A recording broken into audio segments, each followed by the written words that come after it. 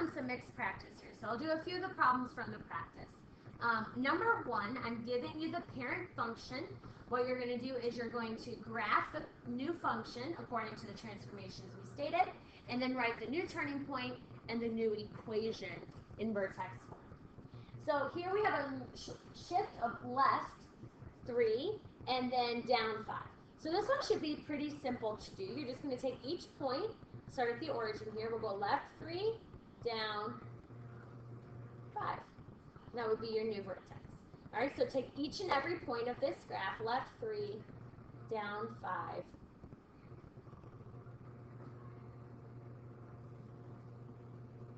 There you go, and you should get a graph that looks just like that.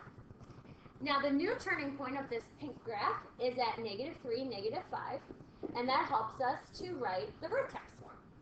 When I write my vertex form, there is no vertical stretch, no reflection or anything. So I have y equals.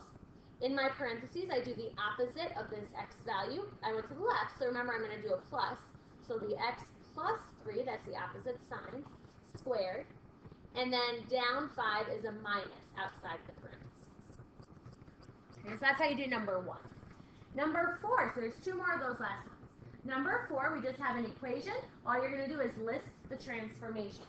Always start from the left. So here to start, I have a negative in front. That negative means that you reflected over. Now, if you need to, look at your rules chart here. Right? A negative in front of the whole equation means you went over the x-axis. So your graph is going to be flipped upside down. The 3 in front of the parentheses is a vertical stretch or compression. 3, the absolute value of it, is greater than 1. So here we have a vertical stretch by 3. So your graph went upside down. It got 3 times as long. And now I have plus 1 inside the parentheses. Plus 1 means you actually went to the left 1 unit. Okay, so those are the 3 things that happened to that graph. Number 6, we're just going to look at the pictures and state the transformations. Okay. So in A, we need to know what our parent function looks like in the pattern. That going out from the vertex, we normally go out 1, up 1. But here I go out 1, up 3, which means that you had a vertical stretch by 3. Now my graph doesn't look like it goes up or down. It didn't reflect, so that would be the only transformation. Now it doesn't say this is a direction, so I'm going to have you now write the equation in vertex form. Just to see it again. Vertical stretch by 3. The 3 goes in front of everything.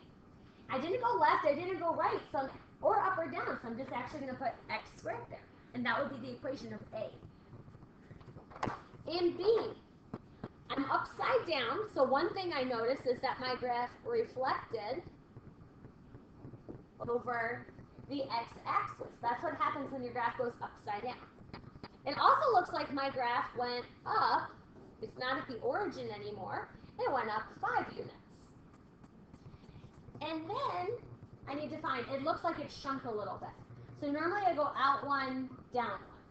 I can't figure out what fraction I went. It wasn't a whole 1 that I went down here. So I have to go out to the next point. I go out 2. Now normally when I went out 2, I went down 4. This time I went out 2, down 2. 2 is half of 4. So this is a vertical compression by 1/2. So if I were to write the equation for this, I would do the reflection first. That's a negative. A compression would come next. You just write the 1/2, the factor that you compress by. And then there's no left or right, so you could just write x squared. Up 5 would be a plus 5 on the end. That would be the equation of that. All right, number 9. A lot of these are similar. Let's see. We'll do number 9, number 11, and 13. So we need to state the vertex, decide it has a max or minimum, and then state the transformation. Well, the vertex, remember you take the opposite of the number in the parentheses after the x. Here there is no number after the x, so my vertex actually is at 0. And the y value of that vertex is the same as the number on the outside, so 0, negative 9. Now this graph, if I look in front of the parentheses, not at the negative in the parentheses, but right out in here, there's no negative sign. That means that your graph's going to be opening up, so your graph's going to have a minimum. That negative here, we'll talk about it right now, that's reflecting over the y-axis. So that graph doesn't flip upside down. The minus 9 on the outside means your graph went down 9, not 4. Right, number 11, we'll look at this. We have, let's look at our vertex here. You take the opposite of the number in the parentheses, so that would be negative 1. And then the same as whatever is on the end of the equation. We don't have a number there, so it's 0. So our vertex is at negative 1, 0.